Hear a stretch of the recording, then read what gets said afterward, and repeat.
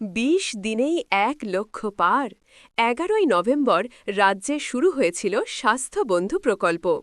মানুষের দোরগোড়ায় চিকিৎসা পরিষেবা পৌঁছে দিতে ভ্রাম্যমাণ চিকিৎসা ইউনিটের মতো অভিনব উদ্যোগ নেন মুখ্যমন্ত্রী মমতা বন্দ্যোপাধ্যায়।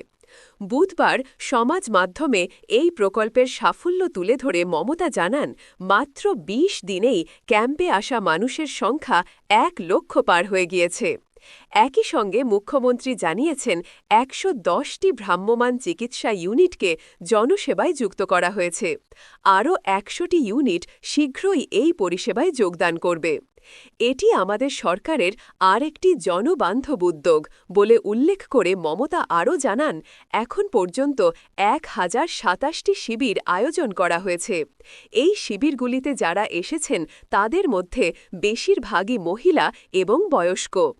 তার কথায়, এই শিবিরগুলিতে শত শত অভাবী মানুষ বিনামূল্যে ল্যাব পরীক্ষা, ইসিজি এবং ইউএসজি সহ প্রয়োজনীয় চিকিৎসা পরিষেবা গ্রহণের জন্য আসছেন, বিশেষ করে বয়স্ক ব্যক্তি এবং মহিলাদের সেবা প্রদানের জন্য।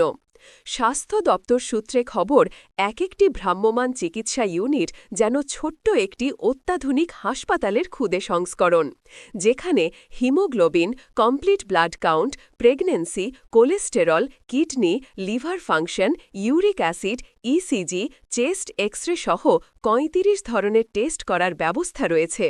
পরীক্ষার ফলাফল জানিয়ে দেওয়া হবে কিছুক্ষণের মধ্যেই। রয়েছে ইসিজি মেশিন, নেবুলাইজার, আল্ট্রাসোনোগ্রাফি মেশিনও। প্রশিক্ষিত নার্স, বিশেষজ্ঞ চিকিৎসকরা দ্রুত রোগ নির্ধারণ করে প্রয়োজনীয় চিকিৎসার ব্যবস্থা করছেন।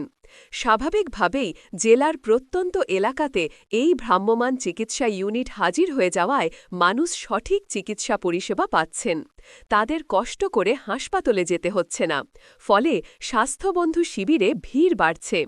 সেই দিকে লক্ষ্য রেখেই আরও ভ্রাম্যমাণ চিকিৎসা ইউনিট বাড়িয়ে দিয়েছেন মুখ্যমন্ত্রী। চিকিৎসা পরিষেবায় মাইল ফলক তৈরি করার পাশাপাশি আন্তর্জাতিক প্রতিবন্ধী দিবসে বিশেষভাবে সক্ষমদের পাশে থাকার বার্তা দেন মুখ্যমন্ত্রী। সমাজ মাধ্যমে মুখ্যমন্ত্রীর আহ্বান, আসুন আমরা সবাই মিলে এমন একটি সমাজ গড়ে তোলার অঙ্গীকার করি যেখানে প্রতিটি ব্যক্তি তাদের পরিস্থিতি নির্বিশেষে সমান সুযোগ এবং সম্মানের সঙ্গে বসবাস করতে পারেন। রাজ্য সরকার বিশেষভাবে সক্ষম মানুষদের জন্য সব ধরনের সহযোগিতার হাত বাড়িয়ে দিয়েছে বলে জানান মুখ্যমন্ত্রী। তার কথায়, আমাদের সরকার জন্ম থেকেই প্রতিবন্ধীদের জীবনচক্র জুড়ে সহায়তা করার জন্য প্রাতিষ্ঠানিক ব্যবস্থা শক্তিশালী করেছে। মানবিক পেনশন, ছাত্রবৃত্তি, কৃত্রিম উপকরণ বিতরণ এবং সকলের জন্য স্বাস্থ্যসেবার মতো প্রকল্পের মাধ্যমে প্রতিবন্ধীদের জন্য একটি শক্তিশালী সামাজিক সুরক্ষা নেটওয়ার্ক তৈরি করেছি। তিনি জানান, সঠিক সময় যাতে সংশোধন করা যায় তার জন্য বিশেষ পদক্ষেপ নিয়েছে রাজ্য সরকার। অস্বাভাবিকতা এবং বিকাশগত দেরির বিষয়টি শনাক্ত করার জন্য নবজাতক শিশুদের স্ক্রিনিং করা হচ্ছে।